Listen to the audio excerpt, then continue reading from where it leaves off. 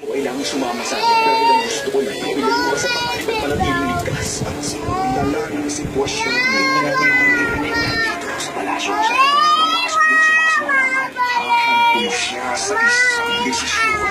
Sa tingin mo ba, itinadhana pa rin tayo? Saan man? Panganak ni Hong Yong na nasa palasyo at nag-iespiya para sa pangkat ng Beko. Ang pangalan niya, Hong Rapon. After a love to last.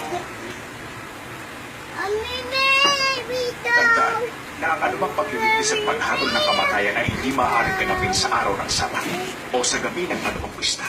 Ayon sa kilalang scholar, kailangan gawin sa korte sa umaga sa harap ng marami, ngunit ngayon sa linitisyo.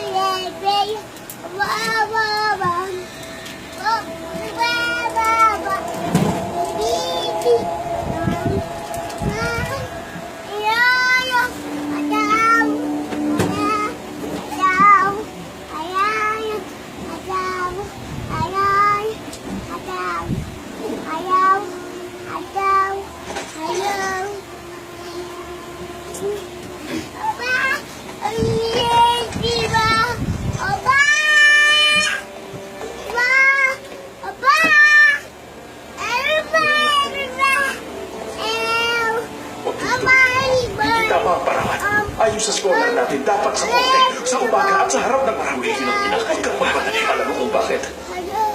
Ipasasara ni Pilato ang templo. Kailangan mawala na dito si Jesus. Hindi paano kung totoo nga ang sinasabi niya pagkatao niya. Tayo lang ang narapat magpasya. Ngayon, ginagabayan tayo ng Diyos. Utos ng Diyos, sumunod tayo sa batas. Papaalala ko lang sa iyo kung anong sinabi sa batas. Ang sino man na lumapastangan sa hukom o sa pulong saserdote ay makatulan ng kamatayan. Sino?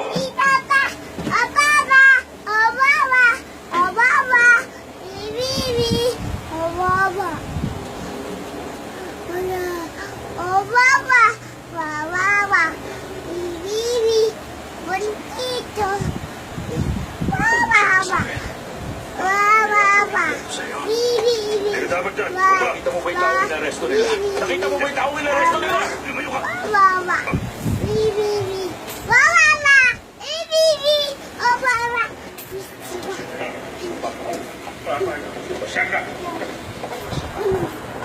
Mga kapatid, salamat sa pagdating niyo sa kaganapang ito. Alam ko hindi ko kayo ipapatawag.